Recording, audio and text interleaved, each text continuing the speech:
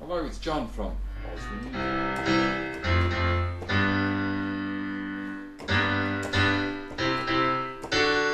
Hello, this is John from Oswin Music on Music Theory Lesson 14.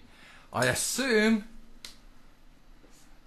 the word assume, A-S-U-M-E, that you got all your answers right in Lesson 13. Because if you have, you'd be here, okay?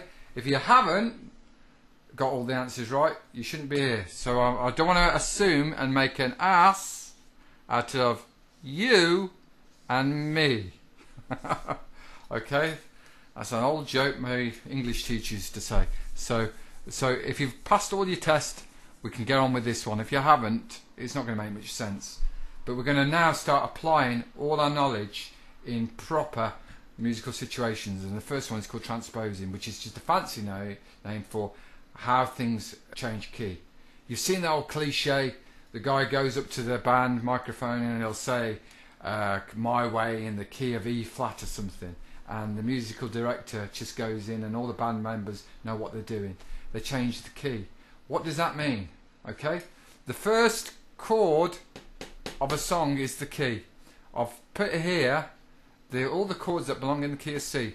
Let's remember how we did that. Tone, tone, semitone, tone, tone, tone, semitone. C upper tone is D, upper tone is E, remember? But semitone is F, upper tone is G, upper tone is A, B, C, yada yada yada, you know all that. You give them numbers 1, 2, 3, 4, 5, 6, 7, 1. Very important, because these are basically physical distances. Okay, and we'll come to that in a moment. And so we now come to this thing where we put big M for major, small m for minor. Is the formula almost always goes 1 chord is major, 2 chord is minor, 3 chord is minor, 4 chord is major, 5 chord is major, 6 chord is minor, 7th chord is diminished, and 1st chord is major. That's always, I mean always, in every key, right? It's got to be hold true. So 1, 4, 5 is always major. So the key is C, it's C, F and G. They're the 3 major chords. 3 major chords. That's the minimum requirement for simple songs. C, F and G. C, F and G. Remember that sound I'm just doing there. I'm just doing a C chord, C, E, G. 2 black notes left off is C, and I'm C, E, G, keg, remember that? F, A, C, fac or face, and G, B, D, great big dog. And I'm making that C, F and G. I'm going C chord, F chord, and G. Now think of something like Twist and Shout, which I'm going to be doing on the guitar in a moment. C, F, and G. You can hear the sort of Twist and Shout sort of going. F, G. Okay, C, F, and G. Now construct that in the key of G. Tone, tone, semitone, tone, tone, tone, semitone. Fill in the blanks. Start with G. Okay, and upper tone. Look, G upper tone is to A. Now what do I need to do? I need to go up another tone. A, 2 notes, remember, is B. Now we need a semitone. Semitone is 1 note, is C. And I need to go up a tone, which is to D. Okay, you with me? I'm going to come back on myself, fellas, because we're running out of room quickly. We're running out of board here. So, but we're going to come that D back on ourselves, because we do that because it just keeps cycling round. So D, what do I need? Upper tone is to E. Now watch, I need to go up a tone from E. E to F is a semitone, so I need to go to E to F sharp. That's a tone. And we're back to G.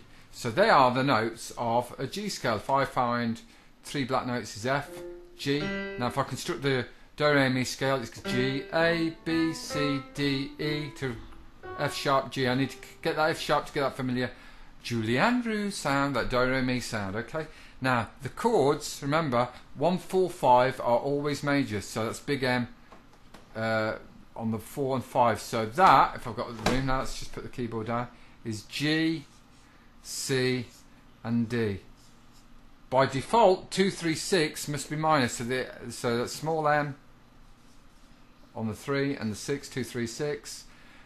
So that's going to be A becomes A minor, which we're not going to be using today, B minor and E minor, and this oddball demented chord, I call it diminished, is F sharp diminished, okay, which is not going to be used either. But the most important ones are the 1, 4, 5.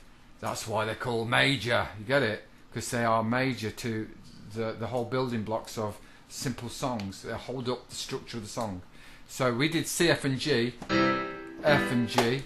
But now if I did that in key of G, I'm going to go G, C, it's going to be G, C and D. Now remember, look, this is if I play G, C and D, take it for, I'm going to do this on the keyboard, I'm going to do it later on the guitar.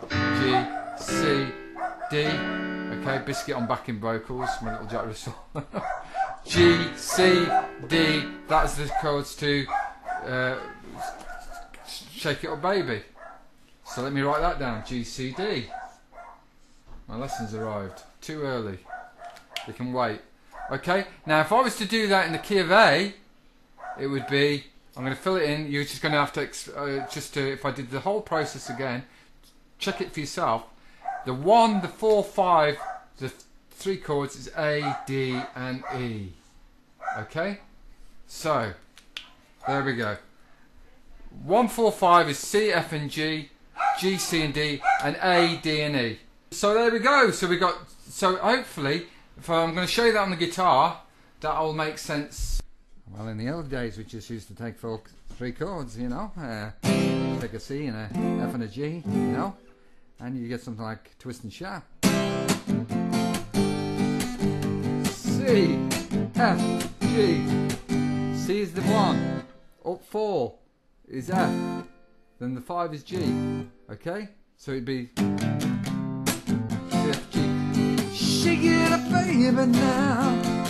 Now if you want to do that in G, okay, if you check out the G chord, it was G, and if you went up the same movement to up 4, it's C, and to D. So it'd be a lower version thereof of what we just didn't see.